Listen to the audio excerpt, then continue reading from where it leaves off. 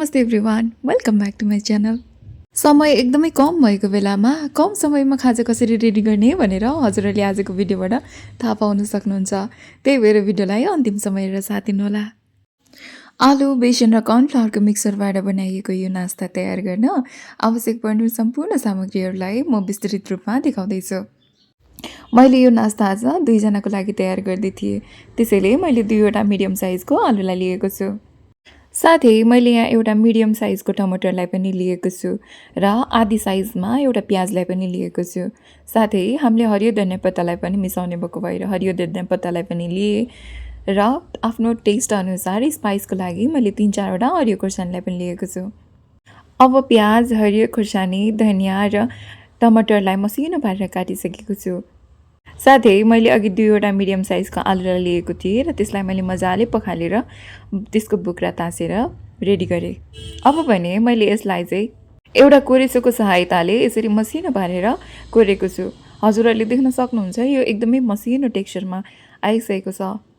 आलुलाई यसरी मसिनो पारेर कोरेसोले कोर्दाखेरि चाहिँ यो छिट्टै पाक्ने हुन्छ। अब भने मैले अघि रेडी गरेर राखेको सम्पूर्ण सामग्रीहरूलाई थोरै थोरै गर्दै हालेँ, जस अन्तर्गत मैले अघि काटेर राखेको हरियो खुर्सानीलाई हालेँ।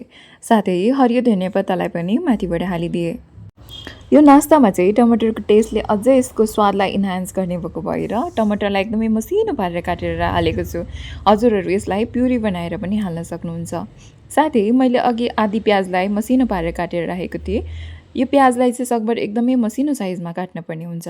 अब भने यसको स्वादलाई थोरै बढाउनको लागि मैले यहाँ माथिबाट चाट मसलालाई हालिदिएँ, साथै स्वादअनुसार नुनलाई पनि हालिदिएँ र कलरको लागि थोरै बिसालाई हालिदिएँ। साथै मैले थोरै अजवाइनलाई हातमा लिएर त्यसलाई क्रस गरेर माथिबाट हालिदिएँ। यसरी खाजामा अजवाइन हाल्दाखेरि चाहिँ यसले चाहिँ स्वादलाई अझ बढाउने हुन्छ। यति भन्दै अब भने मैले ब्याटर बनाउनको लागि चाहिने अन्य सामग्रीहरू, जसमा 2 चम्ची बेसन र 2 चम्ची कर्नफ्लावरलाई हालिदिएँ र त्यसलाई हालेर एकपटक सबैतिर मजाले लाग्ने गरी थोरै चलाएँ र मैले माथिबाट थोरै थोरै गर्दै पानीलाई पनि एड गरिदिएँ। पानी हाल्दाखेरि चाहिँ थोरै थोरै गर्दै विशेष ध्यान दिएर हाल्नुपर्ने हुन्छ, नत्र भए यो ब्याटर धेरै गिलो हुन्छ।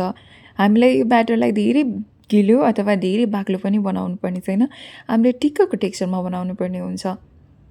र मैले अब पानी हालिसकेर यसलाई एकपटक मजाले चलाउन थालेँ।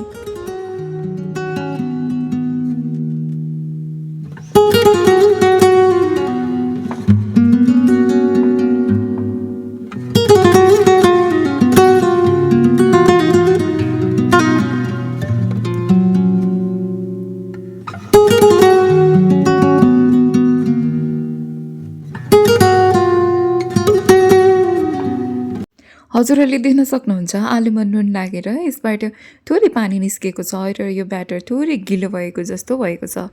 यसलाई करेक्सन गर्नको लागि म माथिबाट 1-1 चम्ची बेसन र कर्नफ्लावरलाई एड गर्दैछु।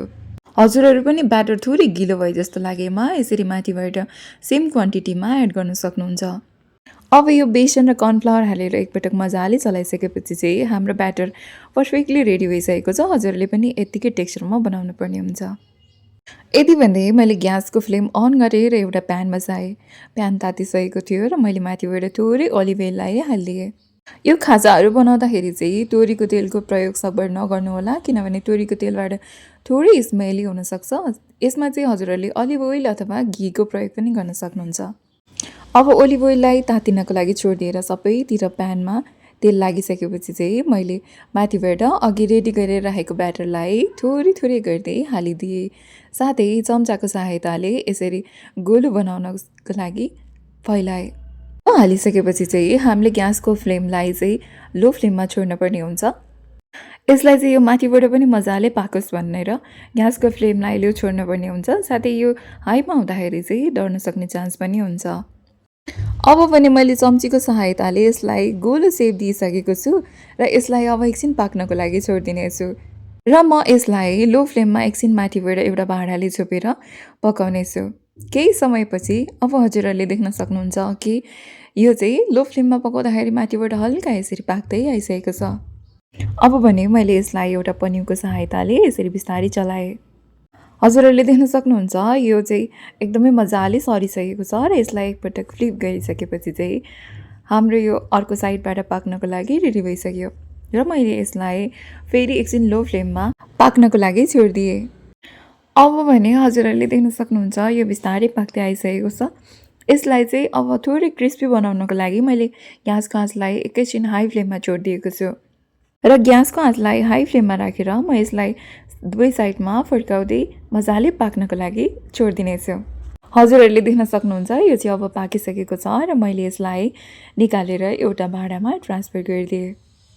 म हजुरहरूलाई अरू पनि यसरी नै बनाएर देखाउनेछु र मैले सेम प्रोसेस गरेर माथिबाट थोरै तेललाई हालिदिएँ र तेललाई एकछिन तातिनको लागि छोडिदिएँ र तेल तातिसकेपछि अहिलेको ब्याटरलाई हालेर म त्यसरी नै पकाउनेछु।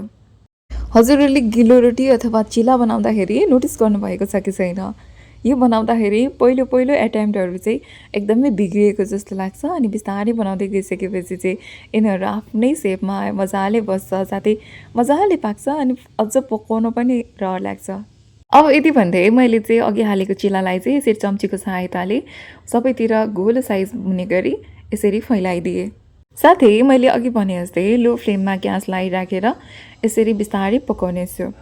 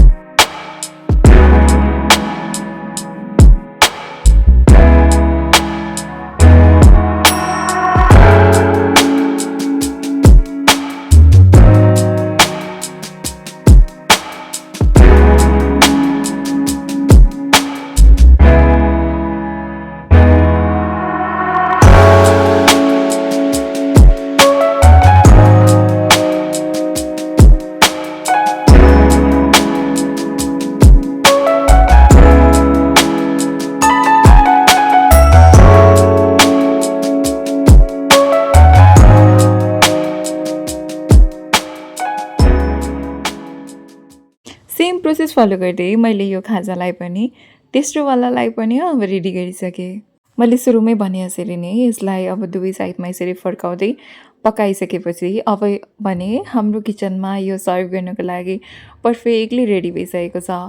हजुरहरू पनि आज स्पाइसी खाजा के खाऊँ अथवा समय कम छ के खाजा खाने होला भनेर कन्फ्युजमा हुनुहुन्छ भने यो भिडियोलाई अवश्य सेभ गर्नुहोला। अब यति भन्दै यो चाहिँ हाम्रो किचनमा पर्फेक्टली रेडी भइसकेको छ र सर्भ गर्नको लागि रेडी छ। यो खाजा रेडी गर्न चाहिने सम्पूर्ण सामग्रीहरू मैले भिडियोको सुरुवातमै पनि दिएको थिएँ र जुन सामग्रीहरू हजुरको किचनमा सजिलै एभाइलेबल हुन सक्ने भएको भएर हजुरहरू पनि यो रेसिपीलाई अवश्य ट्राई गर्नुहोला। देख्दै क्रिस्पी अनि खाउँ लाग्ने यो खाजा अब पनि हाम्रो किचनमा पर्फेक्टली रेडी भइसकेको छ र म आज यसलाई टमाटर र टिम्बुरको अचारसँग सर्भ गर्दैछु। हजुरहरू यसलाई चिया अथवा अचारहरूसँग पनि सर्भ गर्न सक्नुहुन्छ। एकदमै कम समयमा तयार गर्न सकिने यो आजको खाजाको रेसिपी हजुरहरूलाई कस्तो लाग्यो? भिडियो मन परेमा भिडियोले एउटा लाइक गर्न नबिर्सनुहोला। साथै हजुरहरूसँग अरू कुनै बेटर रेसिपी छ अथवा यसलाई अझ कुनै नयाँ तरिकाले तयार गर्न सकिन्छ भन्ने लागेमा कृपया सल्लाह सुझाव र प्रतिक्रियाको लागि कमेन्ट गर्न नबिर्सनुहोला। हजुरहरूले अहिलेसम्म च्यानललाई सब्सक्राइब गर्नुभएको छैन अथवा च्यानलमा कोही नयाँ हुनुहुन्छ भने कृपया च्यानललाई सब्सक्राइब गरिदिनु होला।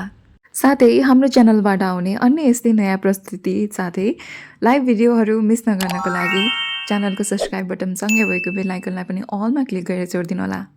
भिडियोलाई अन्तिमसम्म हेरेर साथ दिनुभएको म हजुरहरू सम्पूर्णलाई धेरै धेरै धन्यवाद भन्न चाहन्छु। म हजुरहरूमा आज अर्को नयाँ प्रस्तुति लिएर चाँडै नै उपस्थित हुने बाचाका साथ अहिलेको लागि बिदा माग्न चाहन्छु।